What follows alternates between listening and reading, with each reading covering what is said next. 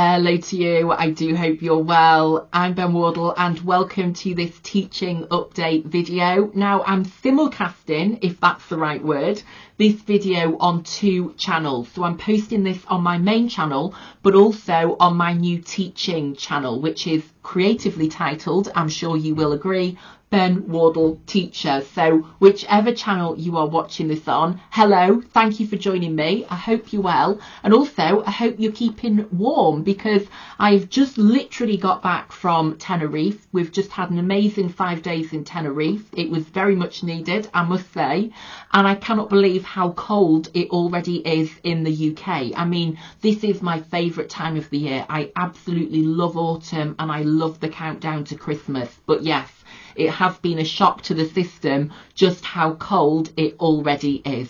But I thought I would sit down and film a quick teaching update because I have just had my first half term as head of year 8, in case I haven't mentioned that enough times here on the channel. So I thought I would sit down and just we could have a chat, you know, about my first half term in the role. And I have to say, it has been the most amazing experience.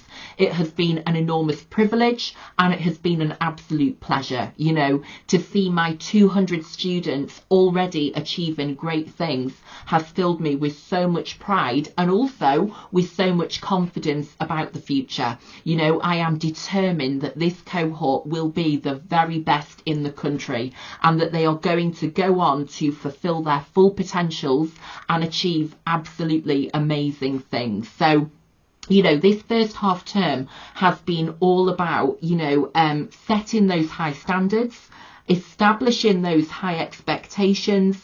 It's also, of course, been about building those important relationships, and very importantly, it's been about creating a sense of community. You know, it's about creating a community within the year group in terms of establishing our core values as a year group and our key aspirations as a year group. You know, as I have said to students, I want them to be the very best in the UK. You know, by the time we are in year 11, I want them to be achieving the highest results and going on to achieve great things in their futures. And I am determined to unlock their full potentials and ensure that they can become the very best versions of themselves, you know, in whatever area they are interested in.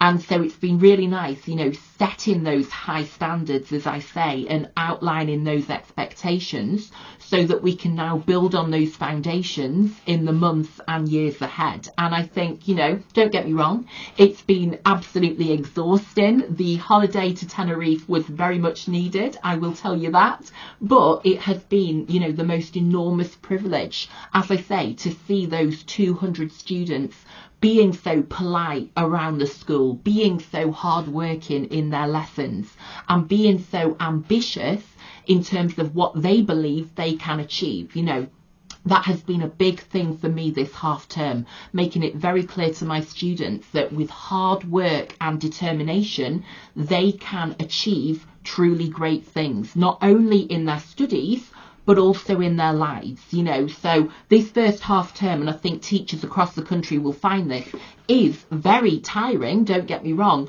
but it's also very rewarding because, you know, it's about setting those expectations, you know, setting those high standards and also outlining those really high aspirations. So, you know, it's all felt very exciting and all very new, of course, because this is my first half term as a head of year, and at the same time I am still very fortunately teaching my Key Stage 3, Key Stage 4 and Key Stage 5. I mean, as I've said many times here on the channel, I just love teaching A-level religion, philosophy and ethics, and it has been great to meet my new year 12 class, many of whom I've taught GCSE RE as well, and also to be teaching again my year 13s, who I am determined are going to get those A stars. And so, you know, it's great to continue teaching the subject that I absolutely love, which is religion, philosophy and ethics, but then also to take on this new role because I feel it's another great opportunity to have an impact and to hopefully make a difference, you know, to have my year group, to have my brilliant team of 8 form tutors and to be making sure that every student in that cohort is making the maximum progress possible and is able to fulfill their full potential. And of course, it's great to do all of that pastoral work as well, in terms of ensuring that they are fully supported, you know, and that they are able to succeed, that we are removing any barriers to learning, and that we are raising their aspirations so that they are self-confident and that they are motivated themselves to become their very best. And so, you know, if I think back to the very first week, one of the first things that I did alongside our brilliant new principal was deliver a welcome back assembly, which is of course standard, isn't it, you know, across schools, across the country, I should say. So we had our welcome back assembly in which I set out to our students my expectations of them, not only for this year, but also for the forthcoming years, because I'm very fortunate to be keeping my year group all the way through now to year 11. So I was very clear with them that I have very high expectations, very high standards that I expect to be met. And, you know, for me, it's really important, as I have said here on the channel before, to be really explicit, not only about what you expect, but why you expect it. You know, so when I'm speaking to students about what I expect them to be doing in their lessons, that I expect them to be sitting up straight, that I expect them to put their hands up to speak, for example, that I expect them to be holding doors open, to be greeting teachers by saying good morning, good afternoon, that I expect them to be saying thank you as they leave the lesson. You know, it's really important that you are then explicit about why. Why is it that I'm expecting you to do that? So in that first assembly, I was really clear with them that I have very high expectations of them and that it is essential that they are met, and that the reason for those high expectations is that I want them to be the very best. I want them to make the maximum progress possible. I want them to fulfill their full potentials, and I want them to be the very best in Britain.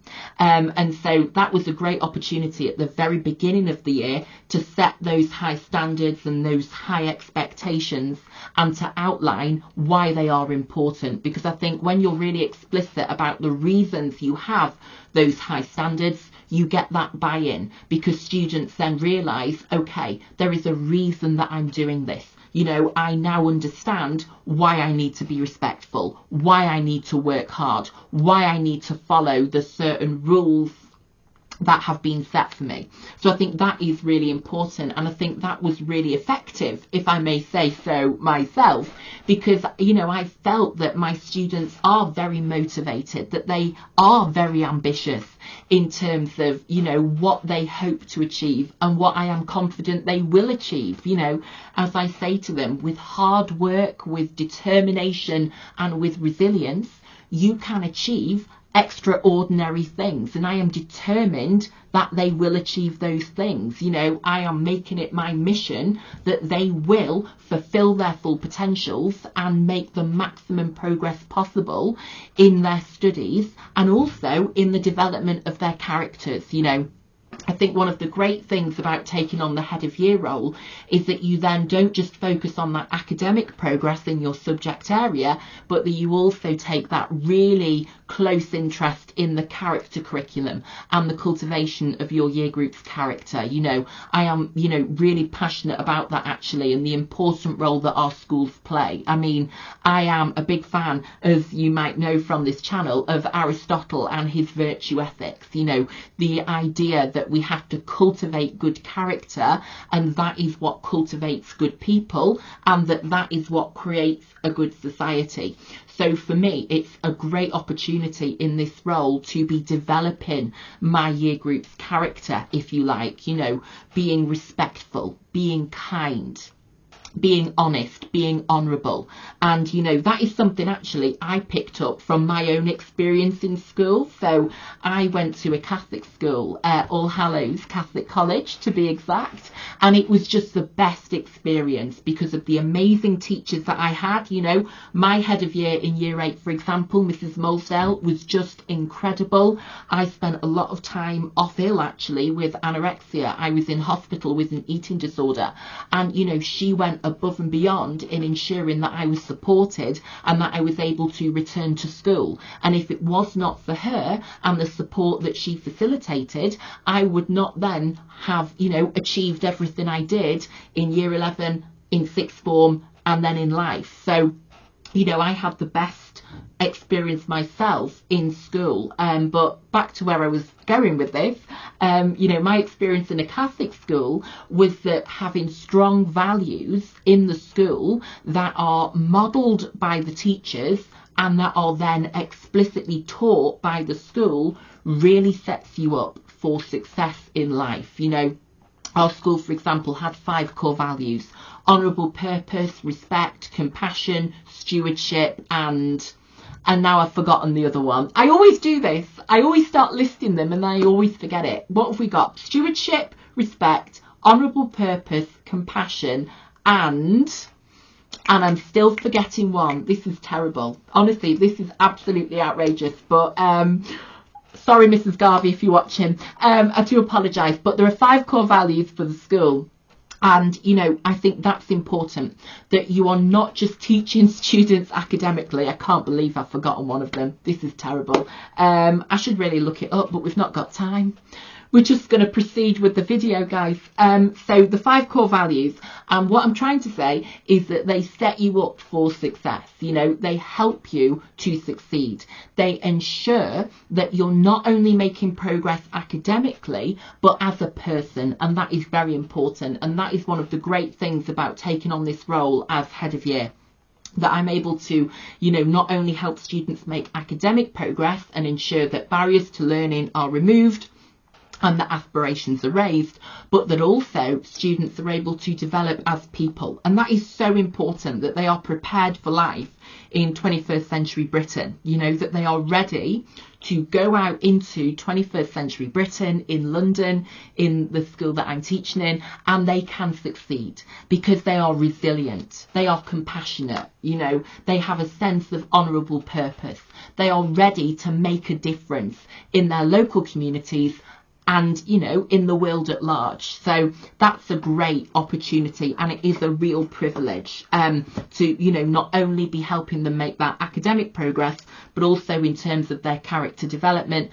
and of course as well in terms of their pastoral support. You know, it's really important for me that students' mental health is considered, that their emotional well-being is considered, and, you know, that we're helping them to make sense of the world they are living in. We are living in extraordinary times, aren't we? And I think we're living in unprecedented times as well, if we think about the post-pandemic world, and we also think about the social media focused world. So it's about, you know, ensuring that students are able to navigate that. And again, it's, you know, very important that they are making that academic progress, but it's also important that they are developing as young people and that they feel able to navigate this whole new world that we are now all living in. So yes, as I say, I've been very much inspired by my own teachers at school, who were just exceptional, who just went above and beyond to support me, and I want to pay it forwards. You know, I want to have that impact and ensure that all of my students in my year group are able to fulfill their full potentials, make the maximum progress possible, and become the very best versions of themselves. So it's been a great start to the year, and I'm really excited for the rest of this year. But I'm also really excited for the years to come as well, you know, to help them, to support them, to champion them, and to challenge them on their journey to ensure that they do become the very best that they can be. So yes, that is today's video. I'm still thinking right now, what are the 5 core values? I need to find out. I need to pause the video and find out. Sorry, I've found it out. It's cooperation, guys.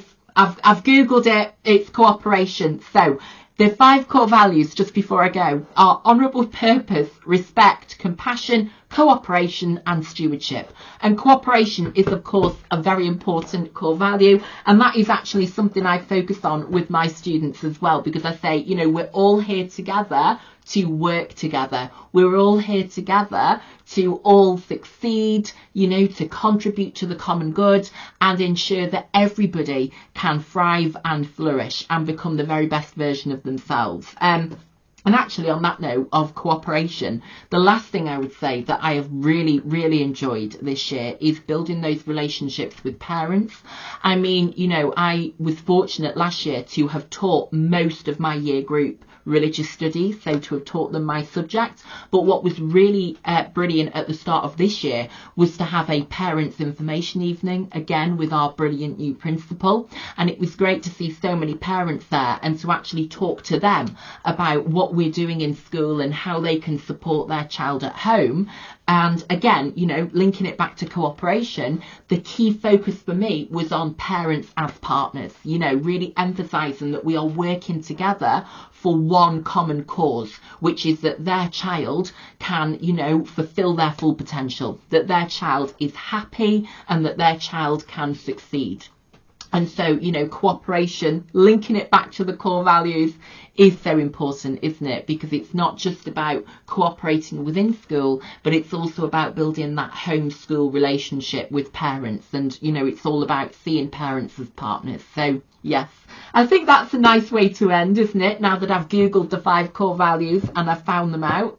But thank you for joining me. As I say, my new YouTube channel is Ben Wardle Teacher. So do join me there if you would like to find out more in terms of what I'm doing in teaching. I'm also sharing on there teaching tips that I've picked up during my time in the classroom. So if you are a teacher, perhaps you might like to have a look at those and share some of your own as well. But thank you for joining me. Have a great day and I hope to see you soon. Take care. Bye bye.